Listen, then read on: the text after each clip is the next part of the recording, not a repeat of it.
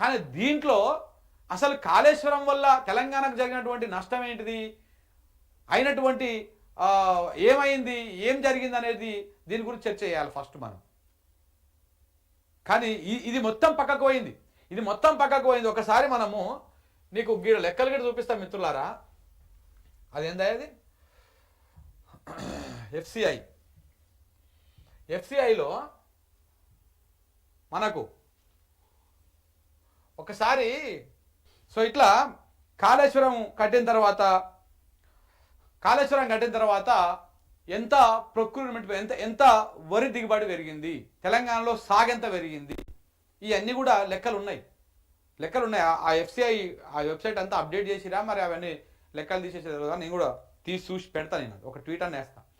So 100% పెరిగింది. అంతకుముందు ఎంత ఉండే, 24 లక్షల 2014లో 2015కు 24 లక్షల మెట్రిక్ టన్నులు ఉండే, 24 లక్షల మెట్రిక్ టన్నుల దిగుబడి ఉండే. 24 లక్షల మెట్రిక్ టన్నులు తెలంగాణ రాష్ట్రం నుంచి ఎఫ్సిఐ కొనుగోలు చేసింది.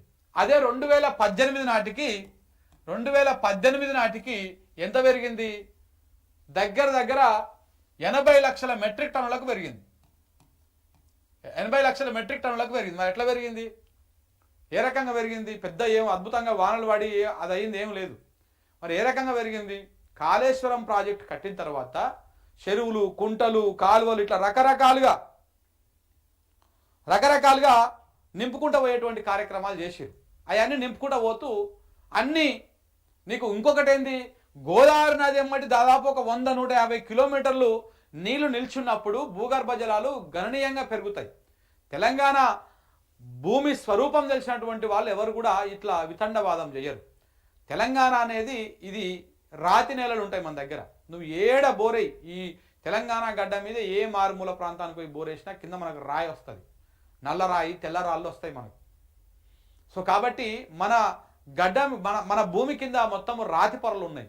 నీళ్ళ స్టోరేజ్ చాలాసేపు ఉండదు, ఇట్లా ఉంటుంది అన్నమాట భూమి మీద. ఇదంతా రాయి, నీళ్ళు ఎక్కడున్నా కానీ కిందికి జారిపోతూ ఉంటాయి, ఉండవు. సో ఎప్పటికప్పుడు రీఛార్జ్ చేసుకుంటూ చేసుకోవాలి మనం. ఎప్పుడైతే మనము ఈ నీటి వనరులు ఏవైతే ఉన్నాయో, చెరువులు, కుంటలు, కాలువలు, రిజర్వాయర్లు, డ్యాములు, చిన్న చిన్న పిల్లకాలు అన్నీ నింపుకొని మనం పెట్టుకుంటామో అప్పుడు నీళ్లు రీఛార్జ్ అవుతూ ఉంటాయి. అంటే నీళ్లు ఎప్పుడు భూగర్భ జలాలు అందుబాటులో ఉంటాయి.